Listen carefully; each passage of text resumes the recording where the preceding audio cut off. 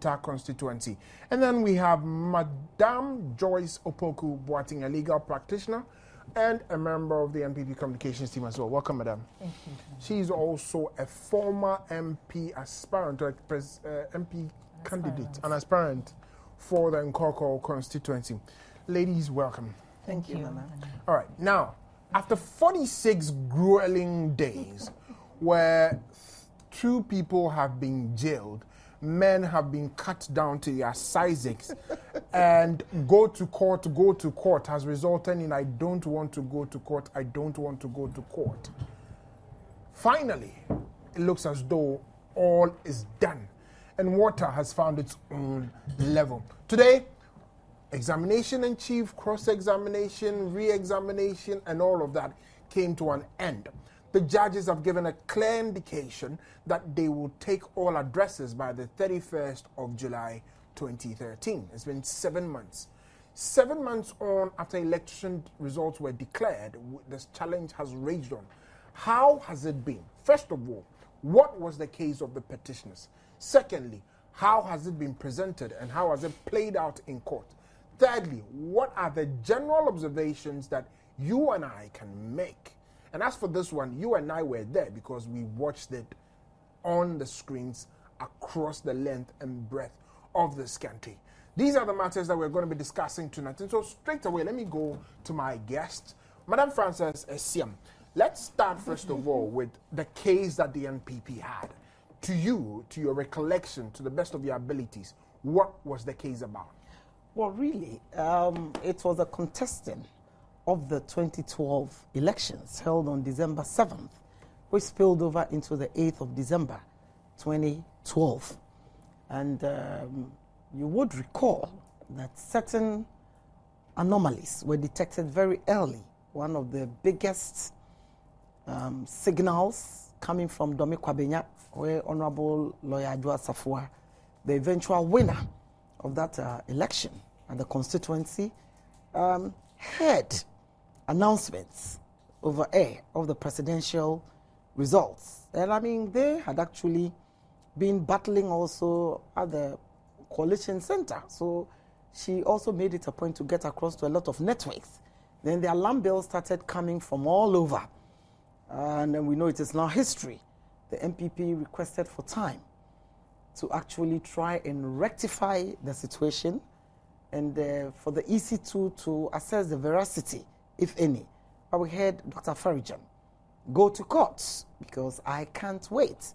But constitutionally, there's nothing in our constitution which has really given, which really makes it time-bound for the announcing of the elections. It is when the EC is satisfied that all is well, at least with a certain number of votes having been counted, the remaining will not have any impact if declared upon the winner. And all this is to forestall agitation and to avoid any, untoward events happening, because we know the heat in elections in these parts of the world. Unfortunately, the signal was go to court. I can't wait. And unfortunately, or fortunately, he rushed to announce the results. As it turned out, an election petition by the CI should be filed with the EC within 21 days. The Supreme Court, you mean? With the EC and the Supreme Court, because the EC will have to be notified. The petition, the EC will have to be notified because it is a party that has done the declaration. So whilst you send your election petition, not writ, as some people did and then they were out of, line with the law. Whilst you serve the election petition, you send it actually to the Supreme Court, which is mandated by law to interpret the Constitution. And it is the only court of the land that can look into electoral issues.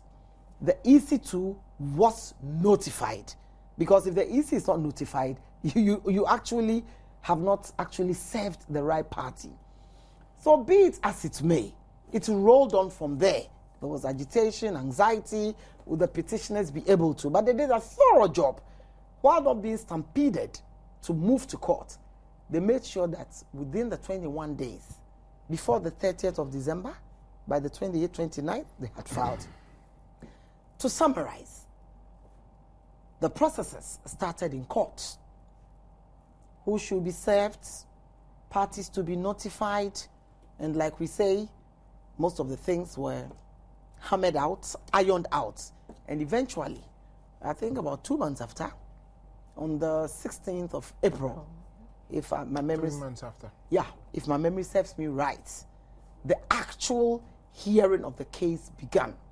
Contrary to the pundits and detractors of the New Patriotic Party, who were predicting that when documents and the necessary affidavits have been filed, the case would not have any merit. And I mean, that's what we're all hearing. It will be thrown out. But unfortunately, or fortunately, better and further particulars were demanded by the courts to the petitioners. They should serve it on the identified respondents. The NDC applied to join the case, and they were given leave to do so. So the case rolled on, and amazingly, you'd find out that the main categories were 5. That is overvotes due to the total vote exceeding ballot papers issued to voters. That is category C1. Then we had C3, voting without biometric verification, the infamous NV. Then we had DS, that's we're talking of the same serial numbers for different polling stations. So we assume those are the duplicate serial numbers. Then we had the NS, missing presiding officer's signature on red sheets. That is the only legally authentic document, source document from the EC itself, which is given to parties contesting the election, which they can rely on as the valid votes cast and the valid results declared.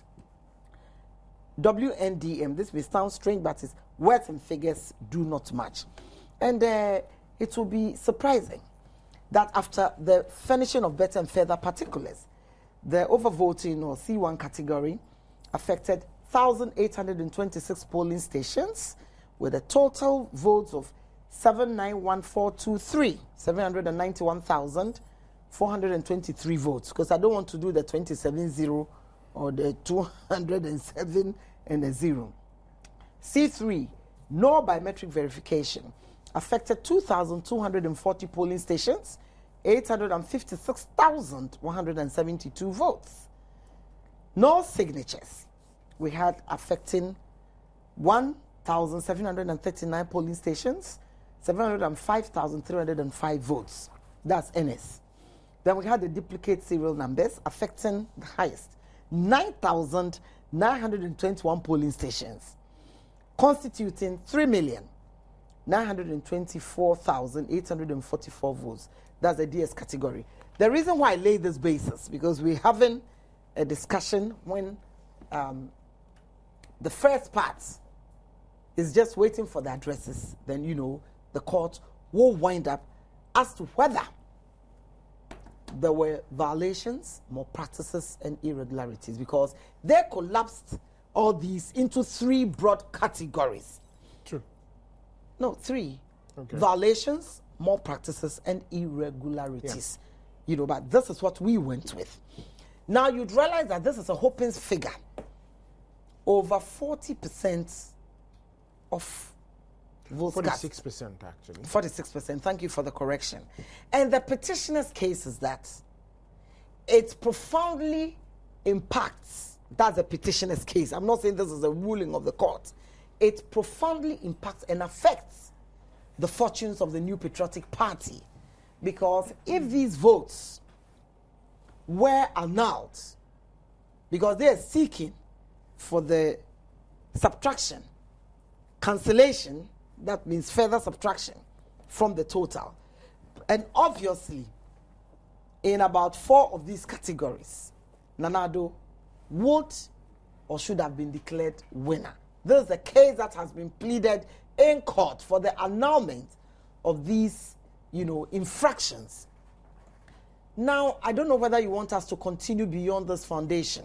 Well, I appreciate the fact that you very vividly laid this very because you asked me what was the petitioner's foundation, case. And I think that you've done an excellent job at that. Yeah. We can't wait to see lawyer Frances Essiem stand before the courts of Ghana one of these days very soon to be able to make the case before the judges and put it to people. But let's come to Madam Joyce Opoku-Boateng. So, having heard all of this, initially, when you heard of all of this, what was your impression about it? And as the case opened with the petitioners giving their evidence, what was your impression? Well, Nana, right from the word go, I had always insisted that I had every confidence in the Supreme Court to do a good job. And then throughout the hearing, we saw the way the court was moderated by the judges, everybody being put on track, objections being raised, the judges stuck to their guns and made sure that the petitioners presented their case. And you could see from the presentations, a combination of knowledge, experience, strategy, and hard work. I go to court very often, just to lend my support to my colleagues. And when you observe or you listen to the hard work that they put in, you could see that, this is a well-prepared case. Because, the evidence was so much. All these figures flying around, a lot of lawyers will be beaten by the figures because, lawyers are not particularly, figures-oriented. Yeah, I know. In the faculty of law, you don't do any mathematical courses. We do accounting, and we do a bit of accounting. Those that want. But this one was statistics at its best, and you could see, a combination of law and statistics, And our lawyer Philip Addison, I must say, I commend him so greatly that he did a very good job. Combined, research and the presentation, and it was nicely orchestrated, and I must commend them. All the legal team, Frank Davis, Gloria Kufu, all of them, for a good teamwork. You could see that they gel together. People will have their differences, but you could see when we're in court, or maybe even after the court, you could see the team spirit in them, and it worked very well for the petitioners. Okay. And let's use this opportunity from Minority Caucus to say ayuko to the hard-working legal team of the NPP. We believe that you've done a good work, you've acquitted yourself very well, and this is a testimony that the people of Ghana want to give to you. This also shows that Nana Addo Dankwa Akufo-Addo is a very great leader indeed. If you don't know, I would have to tell you that he indeed trained, if not all, about a majority of the lawyers that represented him in court. Absolutely. And so all of those who were there as part of his legal team were his prodigies. That tells you what one man has been able to contribute to the legal fraternity of this country. It's great news. Let me just add that, they would meet with him after the proceedings, the day's proceedings, and go through the motions. They all go. So Nana was actually the leader of the team behind the scenes. And Dr. Baumia also, looking at from the statistics point of view, they met. It was a teamwork behind the scenes and in court. Yeah, and you can tell that it's very, very great work. I believe that this particular court case, converse to whatever our opponents will say, has thrown wide open certain realities that hitherto were secret in Ghana's electoral system. Now let's come to that, Madam Frances Essiem. We were told that this is the cleanest election that Ghana has ever had. This is the most peaceful election that Ghana has ever had.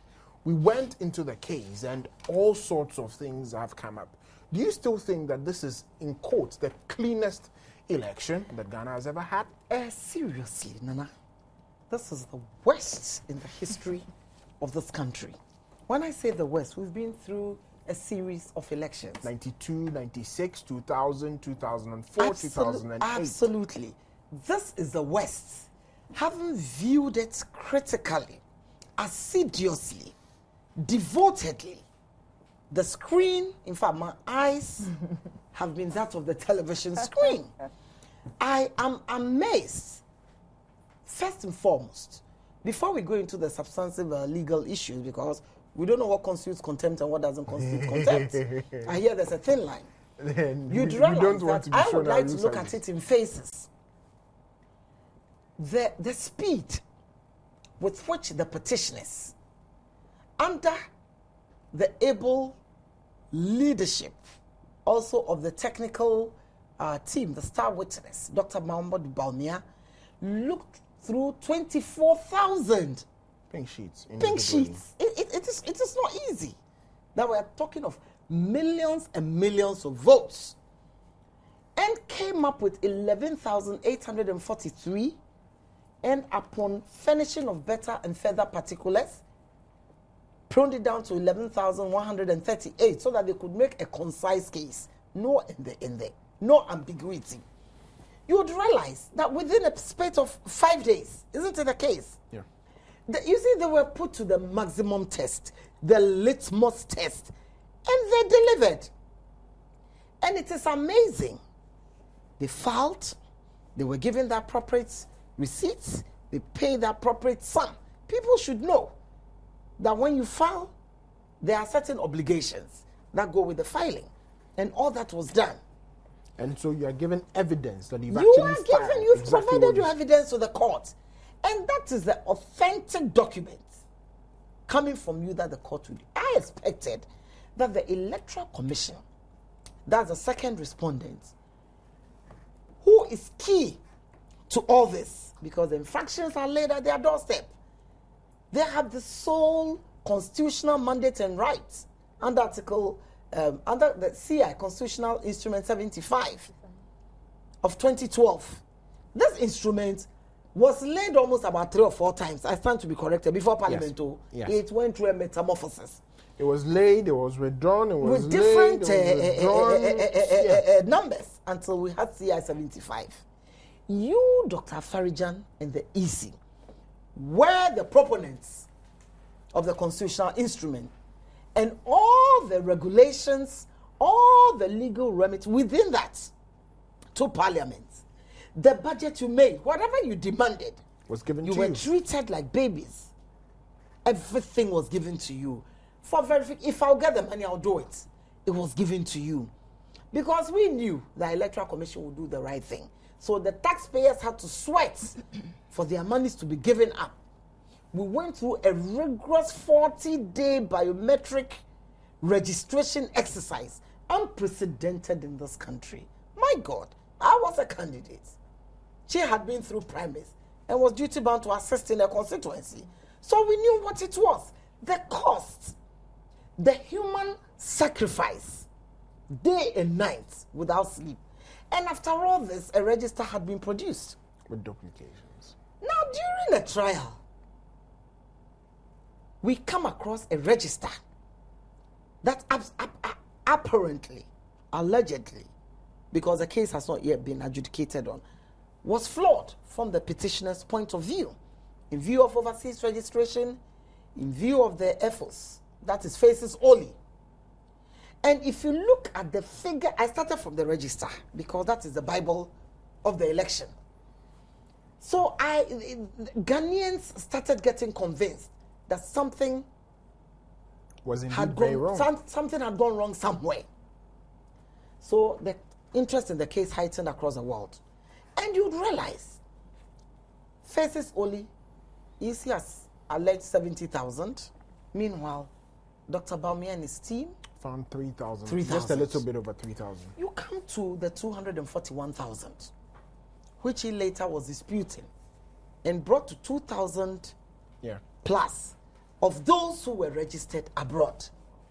And you see, it is amazing that the holder or the progenitor of that book now begins to roll back when he's confronted with his own handiwork. Details. Interestingly, even with the 2,000 that he brought, there were duplications within absolutely. That. Now, when we come to the categories, which had been collapsed into 3, I'm summing it because we can't use all day for the topic. I was amazed in the category of overvoting when Dr. Farijan gave the classic definition. Or classic definition, absolutely, of when the votes in the ballot box exceed the registered voters or number of registered voters.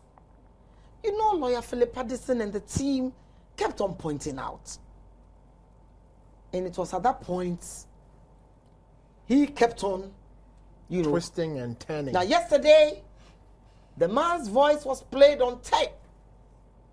He admitted it was his voice.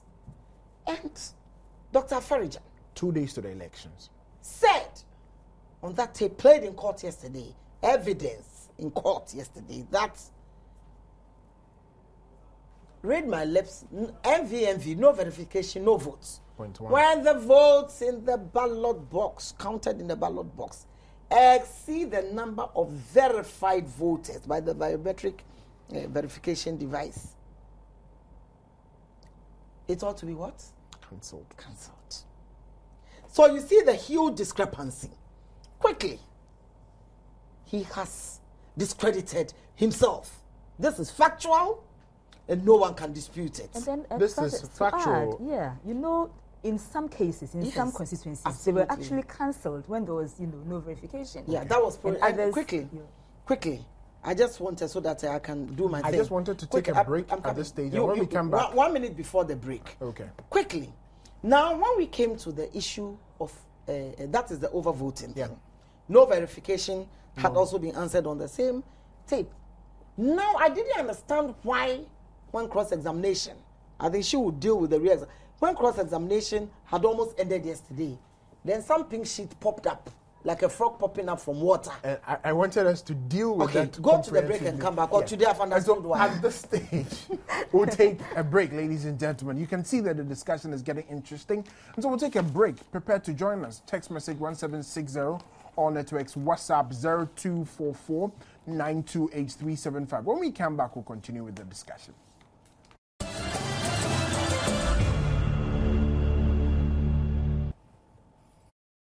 Welcome back to Minority Caucus. Today we're doing a review of the Supreme Court petition that the NPP laid before the court. So far we've established what the basis of the case was. We've established also how the case decided to roll out. Now we're going to look for the specific issues and the incidents that happened during the course of the trial that were significant in our minds to this particular trial. Do you remember that at the beginning of the case, we came across a very strange phenomenon where the petitioners had filed all the documents that they had. And the electoral commissioner, the official custodian, and actually the one who produced all these documents, refused to produce a single pink sheet. The NDC on the other side provided reports of observer missions, among others, and also refused to present a single authentic document backing this election. We were all baffled as to why, but exactly what's the reason behind all of this was a matter. Now, let's roll back to yesterday after Dr. Philip Addison's cross-examination. Dr. Kojo Afarajan brings 17 pink sheets, and what exactly happened there, and what were the implications of those things? Madam Joyce, first of all, was that a normal occurrence? I want you to deal with it in court procedure.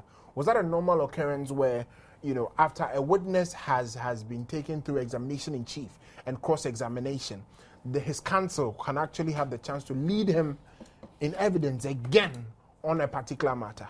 Is that a normal occurrence? Well, this hearing in particular has not really taken the normal course as hearings normally would be.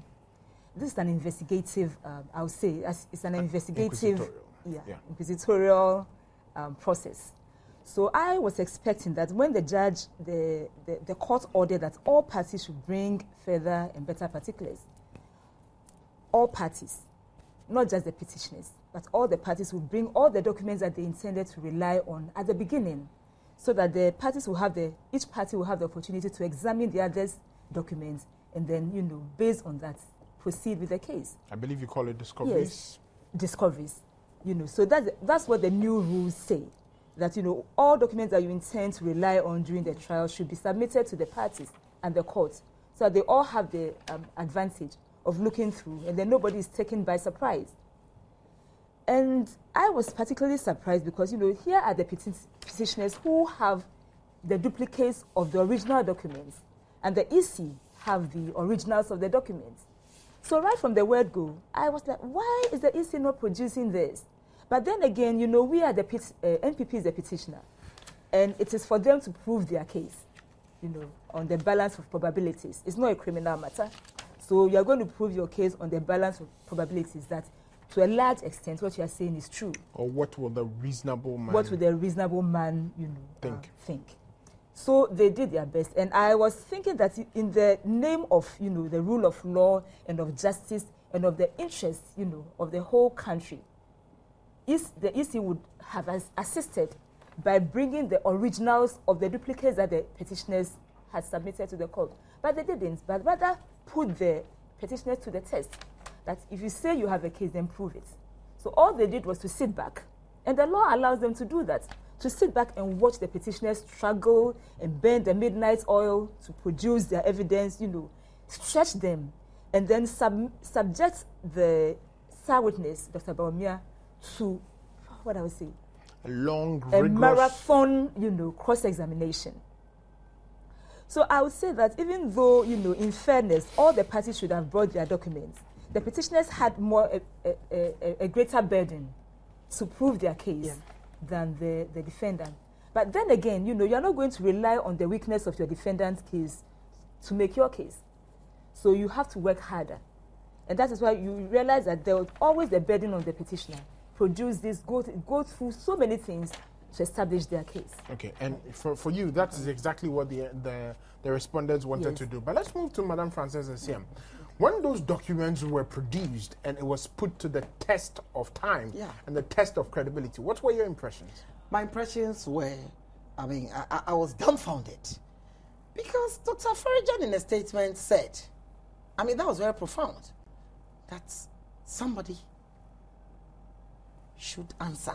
The implication was somebody else should answer after accepting the discrepancies and anomalies. You see, what happened yesterday was... But let's forgive him. Perhaps he's an old man who even forgot his age. That's not even a no, because after the age matter, we'll come to it when we are winding up, because there's comic relief and the seriousness then. Very serious. You see, the credibility of these elections, which really are hanging, Dr. Farijan has given the petitioners a lot of he's really given the petitioners, I don't know, the sort of I won't say vim, it's not a good word. Ammunition. The sort of ammunition to move forward, in the sense that, look, yesterday it was the same serial numbers for different polling stations. Whether it's codes, names, serial numbers, that's the DS category. There, when Mr. Lord Addison was winding up, and the usual coup de grace matter brought in the tape, like I said, so that now it is that I've pinned you. Yeah. There you are. Then they popped up with this. Seek to counter the effect of that tape. And that worsened the case for them, because, you see, I didn't see the significance.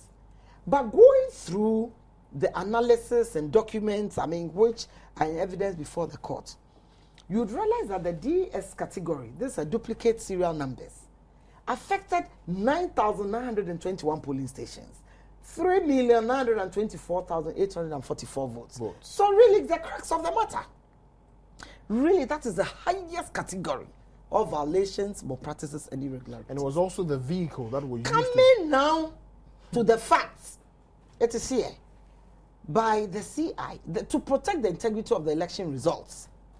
The results declaration form must be unique to each polling station. Such uniqueness reduces the possibility of fraud. This is why every polling station statement of poll and declaration of results form is supposed to have a unique serial number. I'm doing the Kwekubako thing here. Bombay, yes. Pardon me. The unique serial number is a security feature. Yeah. Like the unique numbers for checks. Currency notes, unique suit numbers, and passport numbers. I'll be through in a second. The results from polling stations with duplicate serial numbers should be rejected because the integrity of the process has been compromised. Same serial numbers for different polling stations. Exhibit MBE 289, DO32002, DA Primary School at the Vukope, -009175, K2 North, CI, that's duplicate serial. And there are others in the K2 whole West, mostly in the NDC strongholds. Now, you would realize, again, from the analysis, which is serious, that if we consider it standing alone, that's the summary statistics for the duplicate serial numbers. If we consider the use of the same serial numbers for different polling station pink sheets as a standalone category, they are coming to 1-1. The analysis shows that duplicate statement of polls and result declaration forms were used for 9,921 polling stations across the country. The total number of tainted votes in the 9,921 affected polling stations amounted to 3,924,844 votes. Impact of annulment of results due to duplicate serial numbers. That is a statistic quoted up. Candidates, John Mahama, these are the easy results. 5574761. Duplicate serial numbers in his corner. 2,607,703. Valid votes in his corner. 2,967,058. So if you look at the number of valid votes there, it's 41.96%. And on Nana Akufo-Addo, 5,248,9898. In his corner, 1,243,713. Valid votes, 4,005,185. So over here, he overtakes John Mahama in the analysis. And then Nana would get 56.65% just by this category alone. So if I say I rest my case, now let me do my own political analysis. I was baffled yesterday that why something ended on a beautiful note, very, it was chic, very succinct, categorical. It pinned the man to the corner. It's like a matador. The crucifixion. It's like the Spanish bull. What do you call that thing? The bullfight. The bullfight. Now, these pink sheets come up, and I said, "What? Are these people pulling a fast one on us?" Trying to take away the luster. Lawyer Addison, with the able team, said, "No, we have not seen that thing. It has been nowhere near us." And in court, everything must be accessible to all parties because they have demonstrated it time and over again. So the court says, "Okay, give it to them, and we come back in the morning." But we are determined that this case will go according to the timetable. Lo and behold, today I understood it.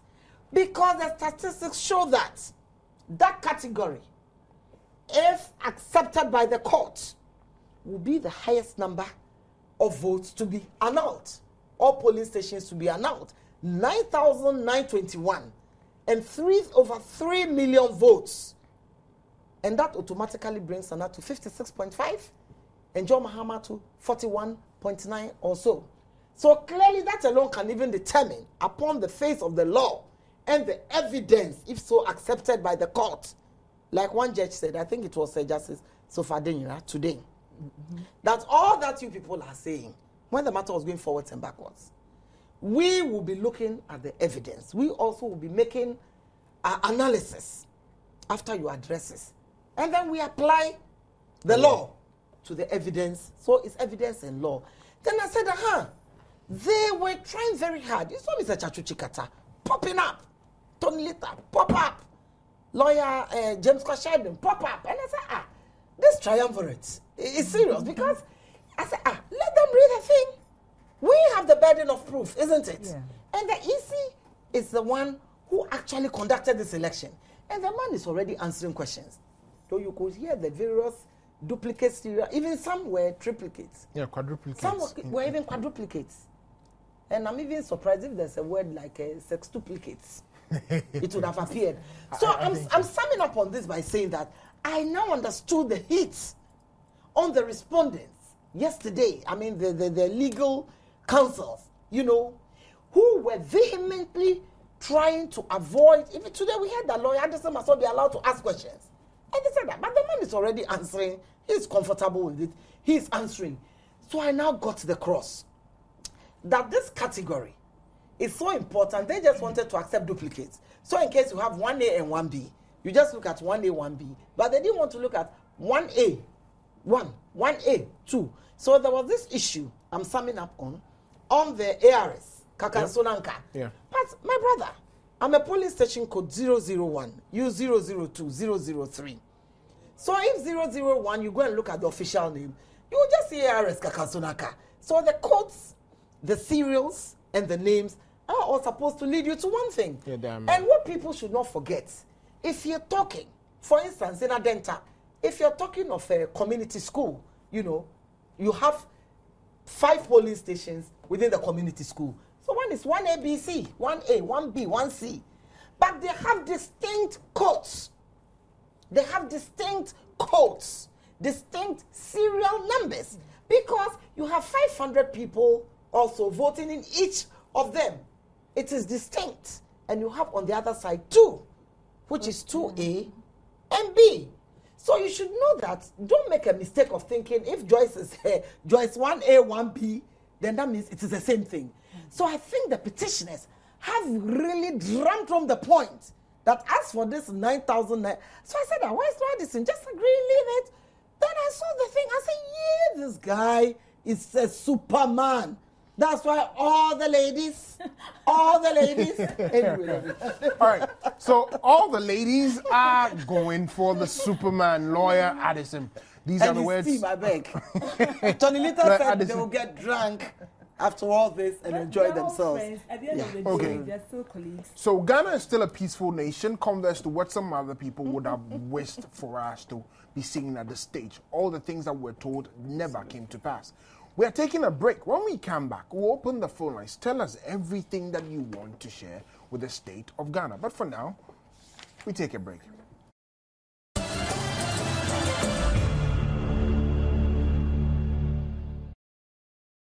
Welcome back to Minority Caucus. Now, there was this issue of 17 pink sheets being introduced by Dr. Afarajan, and what exactly was it? Why was it allowed? Madam Joyce Opoku, why was it allowed? What was going on? Well, during procedurally, and if you have strong evidence, a compelling, piece of evidence which we think, you could not bring it at the beginning, you have to seek leave of the court to introduce those fresh pieces of evidence, and the judges at any stage in the trial. Well, you need leave of the court, so that you have to convince the court that it's necessary that this evidence is brought to the knowledge of the court. So they did that, and the judges allowed that. And let me say that this trial in particular is not the normal trial that we all know in court, because of the complex nature of it and the fact that, they wanted everything to come out. The truth should come out. So you bring whatever will be relevant or, to the court, to the case. So they allowed them to bring those 17 pink sheets. And the fact that they opened their case again, so the other party has to be given the chance to cross-examine. And you realize that all the lawyers cross-examined, on it. All right. Now, you can join this discussion on 030-2211-7012224. 030-2211-7012224. WhatsApp is 0244-928-375. Text messages 1760. All networks. We started this fight saying the battle is the Lord's. And indeed, it has been proven that the battle, yes, indeed, is the Lord's.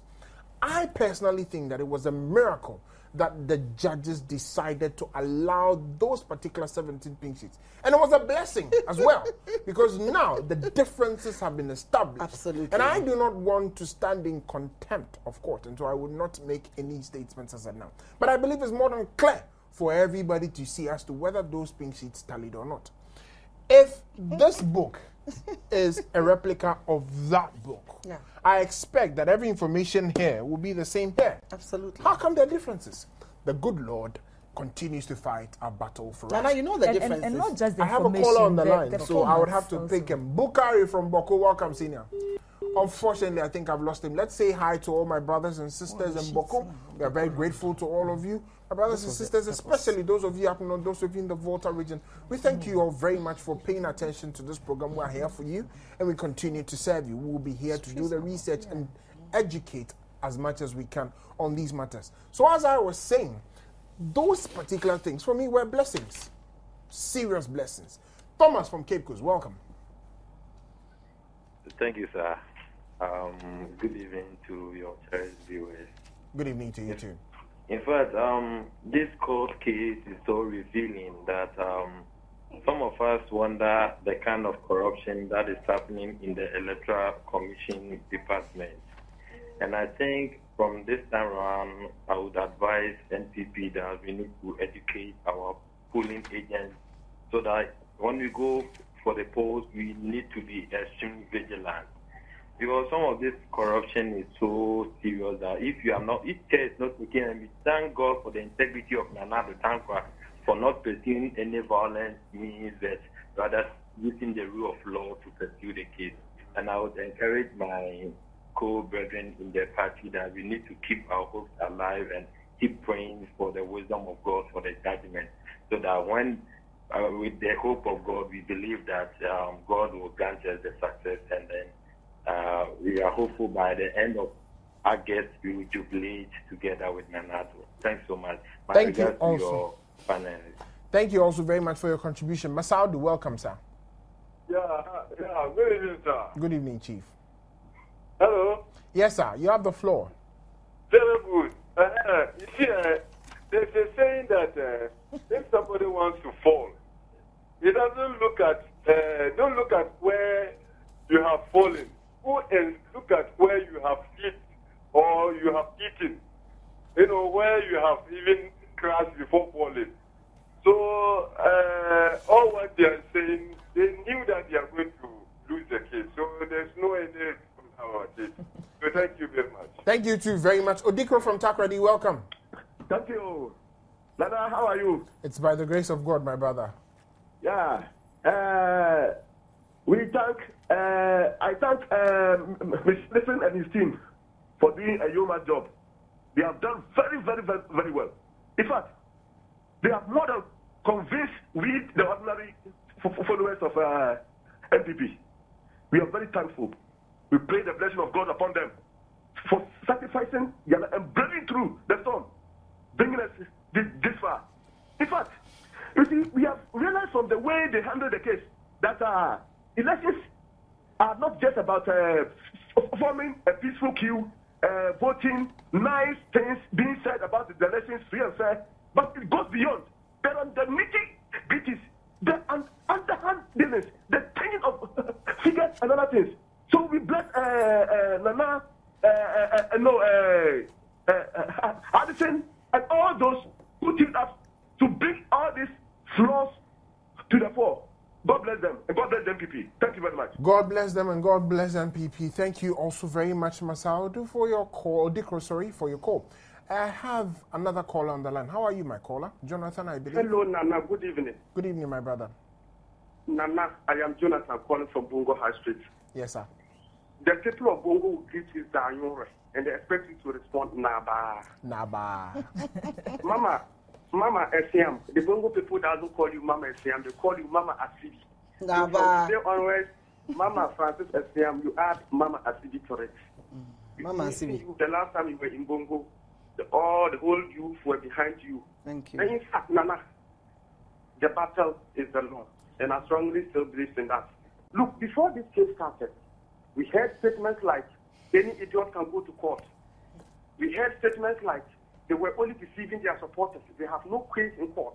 We heard statements that, look, they can bet their lives, the NPP has no case in court, and they are only deceiving us. Look, some of us had the faith. We stood on our feet. We were telling supporters that, look, the battle is the Lord, and we are going to win the case. And what didn't happen today? Look, I didn't want to go to this case because of this contempt issues where they call people to the court case. So I will only confirm myself to a certain level. What I'm saying, or what I'm telling our supporters is that, look, the battle is the Lord. And today we saw it. Afarijan made us look at the way he was suffering in court. Look, kudos to Mr. Philip Addison. Mr. Philip Addison made us to understand that. Thank you very much. But unfortunately, I have to take another caller. There's not enough time. I'm terribly sorry. I'm very, very sorry to you. Mr. Nkrumah, welcome. Hello, Mr. Good evening. Good evening, Hello, Chief. good evening, sir. Good evening. Please, I want to thank all the MPP lawyers for doing a very good job. Yeah, in fact, they've done a great job that they deserve thanks. But I want to advise the MPP leaders to be a bit cautious in training their polling agents, because I could remember I was once a polling agent for the MPP. And what happened was, during the election, the returning officer forced us to sign some documents, like that in the evening when they are counting it will be busy. So we should sign it. So I refused. And they were pressing me, so I refused. Not knowing they wanted us to sign the pin sheet, those things, whatever, so that they can bloat, do whatever they want to do in the process. So I think the polling agents should be well trained, like that. If the Electoral Commission want to cheat, they will be able to identify some of the mistakes. Okay, thank you very much. I have a last caller, Faustina. How are you doing? Oh, unfortunately, I've lost Faustina, and so that will be all of my calls for today. Madam Francis Assem, so many are the views of Ghanaians. Yeah. You see, I would like to look at the critical episodes during this trial. Within a minute. Yeah, okay. Then within a minute, my glasses have to go on. Because I thought, you see, we're looking at this issue of duplicate serial numbers, which accounts for 75% of polling stations where voting took place. 77% of polling stations where voting without biometric verification took place. 75% of polling stations without the signature of the presiding officer. 85% of polling stations where duplicate polling station codes were used. So you realize that, like the petitioners have always said, like the council has always said, when I talk of council, I'm talking of all of them. This was the vehicle, the mechanism through which the malpractices took place from the petitioners' pleadings to court. So you would realize that it has been phenomenal. For instance, you come to court prepared on a particular angle, having looked at the CI 75, having looked at the bylaws and regulations of the EC, only for the respondents to try and throw it overboard, even when they know that this is the law, this is the evidence. And significantly, what has been very interesting for me is that up to this date, the NDC, I'm talking of not NDC, but the respondents, have refused to disclose how many pink sheets. I'm talking of is it the first and then the third? Yeah. Up to date. How many? Counsel Chachuchi Kata for the third respondent who joined the case by themselves. Uninvited. Yeah, uninvited, but were allowed. And the first respondent, that is Tony Lito, Counsel Tony Lito for President. For John Mahama, because in the petition is John Mahama. Yeah. Till today. And I'm amazed that they have moved on without telling the court what they have. Even though I appreciate that it's been grueling for the judges, the petitioners, the respondents. We have seen the law at play. We have seen the loopholes in the Electoral Commission. And we have seen the long-suffering and patience of Ghanaians. But I would like to add the caveat. Justice will be the harbinger for peace.